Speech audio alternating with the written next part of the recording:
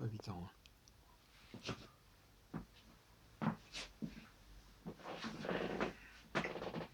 Faisons un peu de sociologie de la vie quotidienne. Quel est le rôle des draps? Quel est le rôle des sous-vêtements? Si je vous pose la question, qu'est-ce que vous répondriez? Je crois qu'on a là affaire à des vêtements, à des objets, à des tissus, à des pratiques dont on a oublié la signification et la portée et l'enjeu. C'est fâcheux.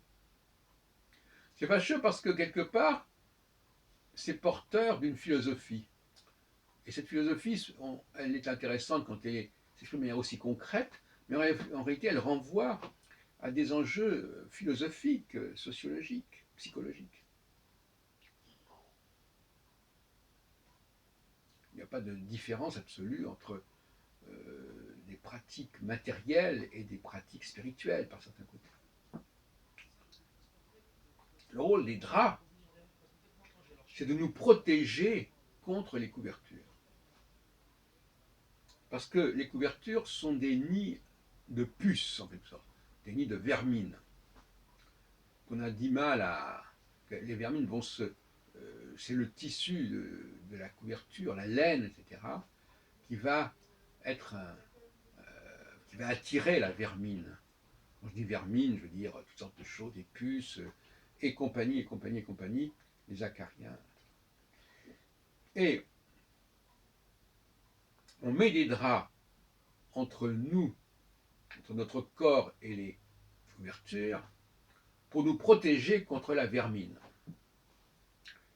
Et de la même manière, les sous-vêtements, aussi bien le slip que le t-shirt ou le maillot de corps, sont là pour nous protéger, pour nous séparer notre corps de nos vêtements en laine, par exemple.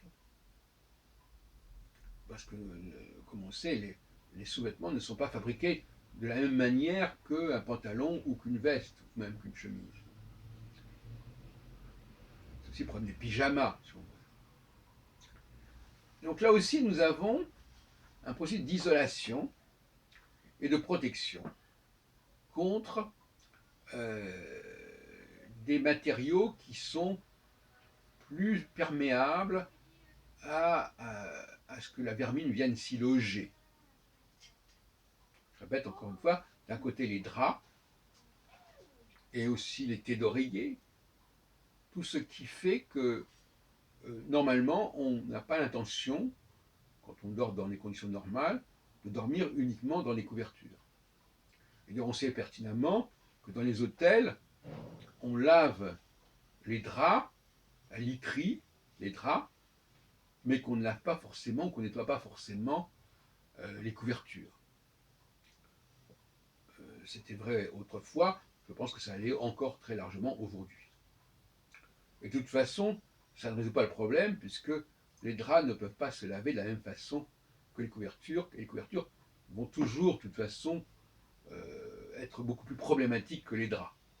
D'ailleurs, on parle de draps propres, on ne dit pas de couverture propre. Bon, ça ne veut pas dire grand-chose. Donc, dès que vous êtes dans un lit et que vous n'avez pas de drap, eh bien, vous vous exposez à des piqûres, à des démangeaisons, à une présence étrangère. Et les draps font écran, font obstacle.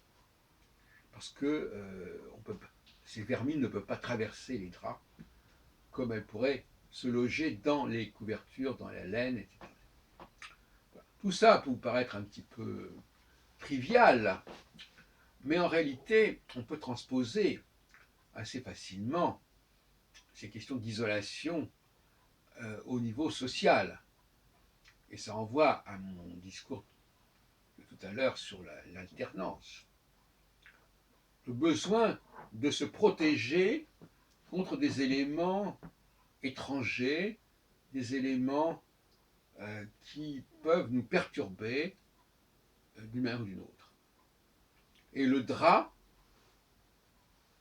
est un symbole, curieusement, est un symbole de ce besoin de protection et d'isolation, par excellence.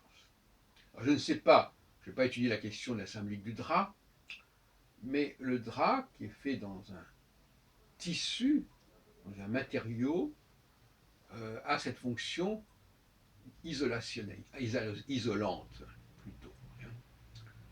Et il me paraît important de se protéger, et de se protéger contre ce qui pourrait nous empêcher de nous épanouir, en fin de compte, qui pourrait perturber notre mode de fonctionnement idéal. Et ça vaut pour la question de la mixité de manière générale. J'ai déjà dit à plusieurs reprises que un groupe mixte ne pourra jamais parvenir, mixte au niveau sexuel notamment, ne pourra jamais parvenir, ou mixte entre gens étrangers et gens de souche, on peut dire, natifs, ne pourra jamais parvenir à une unanimité